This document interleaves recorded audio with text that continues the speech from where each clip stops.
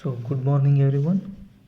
So in the today's class let us learn about the engineering economy, that is fourth model in the construction management and entrepreneurship subject. So here, so what do you mean by engineering economy? So in a general term, the engineering economy can be defined as a subset of economic concerned with the use and applications of economic principles in the analysis of engineering decisions. So, while making any decisions in the field of engineering, so some of the principles are there, that is economic principles. So those will be followed and those will be applied in the field of engineering, and those will be analyzed, and after that it is implemented, and it mainly focuses on the decision making process, its context and environment. So this is the main thing in the engineering economy. So it's mainly focuses on the decision making process by utilizing or by applying the principles of economy. Then what are the principles of economy? So let us move to the principles of economy. So here, as I told, that this mainly, that is the economics is mainly depend upon the applications of engineering economic principles. So in the analysis of engineering decisions, then what are those principles of engineering economy? So here the following are the 7 principles of engineering economics. So what are those? The principle 1, that is develop the alternatives.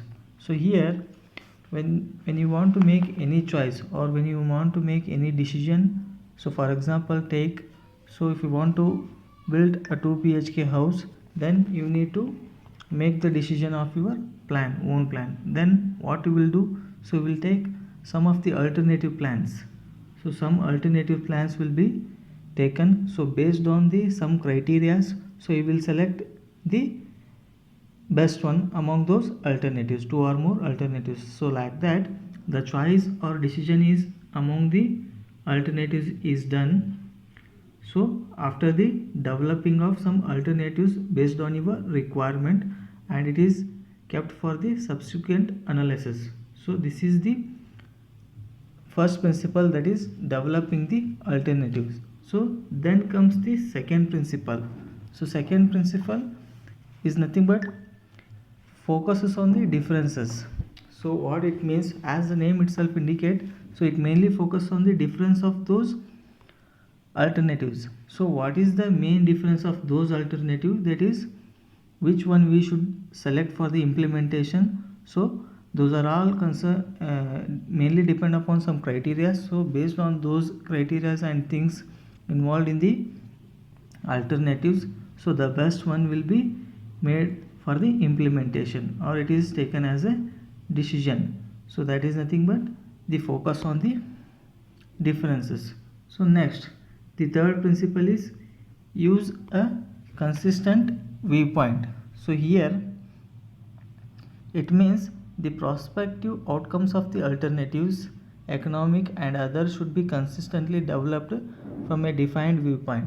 So whatever the things you want for your requirement, so based on that the alternatives will be developed.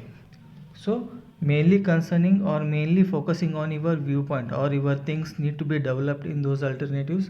So we need to develop those viewpoint or those things in those alternative plans. So the best one among them need to be chosen. So this is the third principle. Next comes the fourth principle, that is use a common unit of measure. Here we need to focus mainly on a common things. So common unit of measure. So what common thing we need to be focused. So that is the main thing. So common things will be focused on among the alternatives what we have developed earlier in the principle 1. So mainly those common things will be compared with those alternatives, so that we can choose the best one with an effective way. So next principle is consider all relevant criteria. So among those alternatives which have developed earlier, so we need to consider the relevant criteria, means whatever the criteria which are attached to those things. So what are the things we needed, so those relevant criteria will be separately analyzed among those alternatives, and what we want, so that is the main thing. So there we need to focus and we need to develop the, or we need to separate those, the main plan or main decision among those alternatives. And the sixth principle is make uncertainty explicit. So which means uncertainty inherent in projecting for estimating the future outcomes of the alternatives recognized and their analysis and comparison. So whatever the unnecessary things are there or uncertainty things are there, so those will be, that is, those will be recognized or those will be identified and those will be removed with the help of the analysis and comparison methods. And the last principle is revisit your decision. So here, that is the seventh principle, you can say. Here, improved decision making results from an adaptive process to the extent practicable. So here, whatever the decisions we made, so that decision again we need to revisit, again we need to recheck. So if any things need to be added or if any things need to be removed, so those will be made according to your requirement, and the last or the final decision is made among those alternatives. So after that we need to implement those alternatives. So next comes the concept, that is microeconomics and macroeconomics. So as we know that micro means small, macro means bigger than the micro. So here microeconomics deals with the analysis of individual units and small group of individual units such as individual income, price and demand for a product, supply of goods, etc. So as I told that micro means small, so here we are dealing with the small thing, that is individual units like price, demand for a product, individual income, like that we are dealing with the individual things. So next, microeconomics, micro means which is bigger than the microeconomics. In the macroeconomics is the study of economic system as a whole. So here we are not dealing as a part, so here we are dealing with the economic system as a whole, means as a huge, not as a small. So that is nothing but macroeconomics. It deals with the study of aggregates covering the entire economy, such as national income, national product, general price level, employment, aggregate demand, aggregate supply, and so on. So as I told that micro means a small thing, it comes to an individual level. So macro means it's an whole, not a part, it's an whole thing which comes, or you can say that national level income, national product, general price level, employment, aggregate demand, aggregate supply, like that. So those will be called as macroeconomics, and the macroeconomics is focused on the movement and trends in the economic as a whole, not as a part, as a whole. If it is a part, then it will come under microeconomics. And while in microeconomics, focus is placed on the factors that affects the decision made by the firms and individuals. So whatever the decisions made by the firms or the individuals, so that will come under microeconomics. If the decisions made under the trends or the movements in the entire economy as a whole, so that will come under macroeconomics.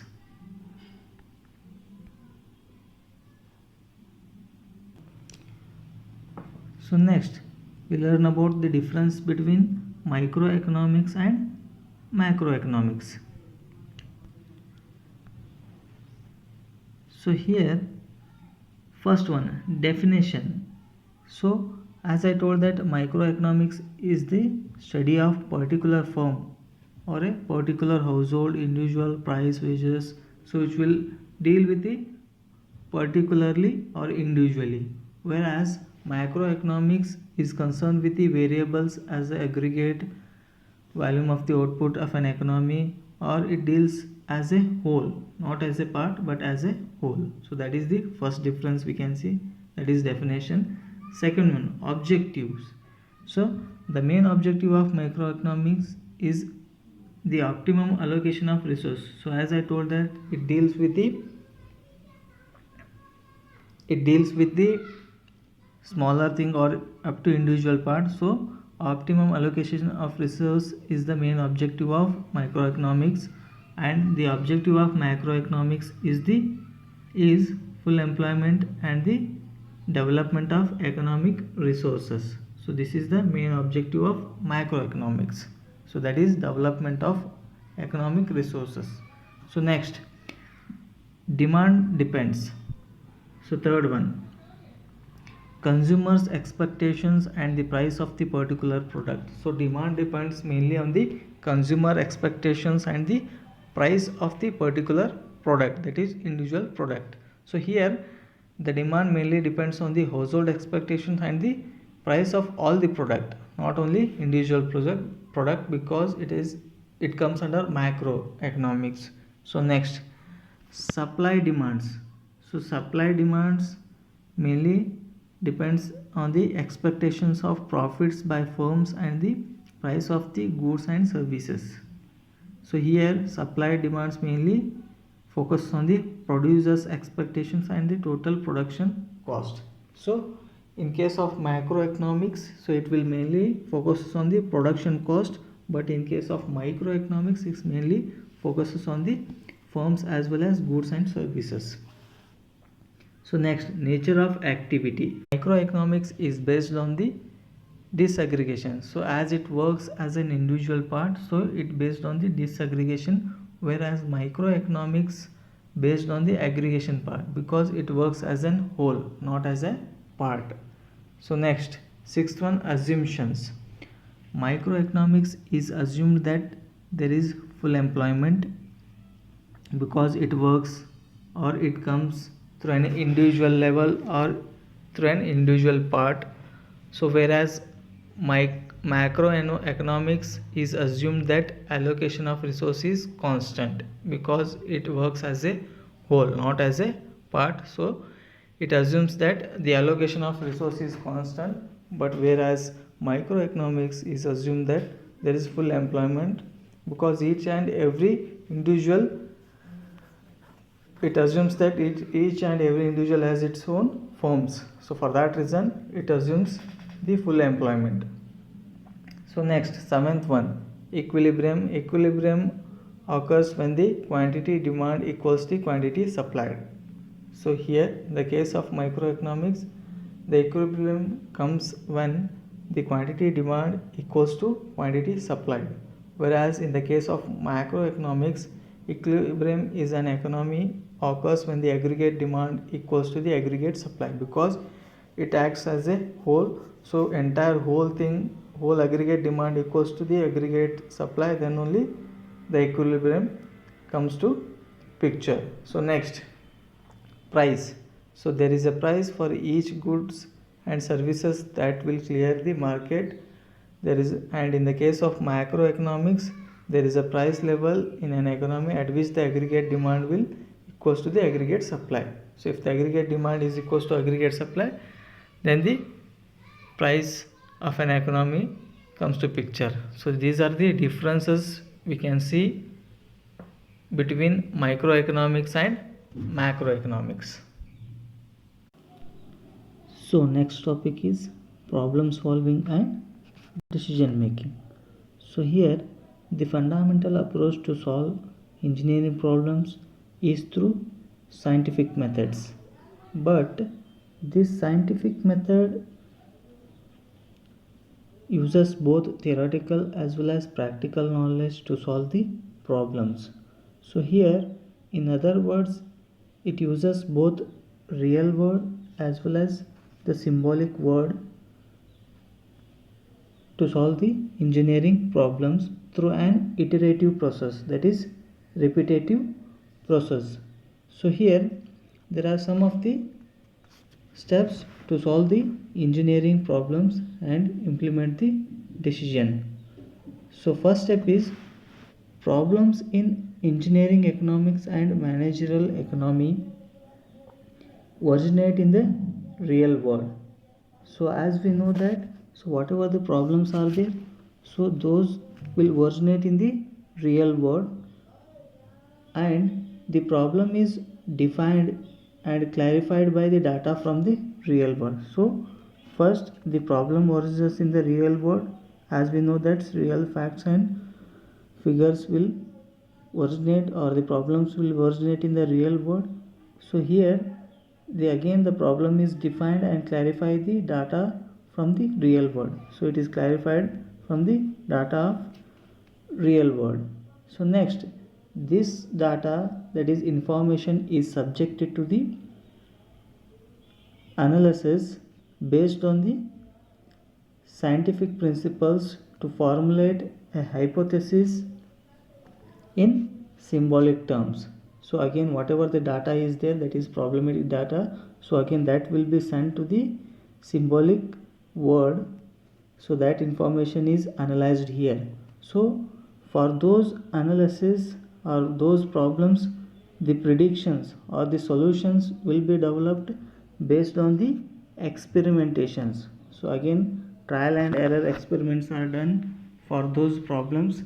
So again, for those problems, the solutions are developed based on the experimentations. So again, whatever the solutions are developed or the predictions are developed, so those are subjected to the verification, and again that verification is done in the real world. So you can see here, so verification, so those solutions will be verified in the real world for its practical usage.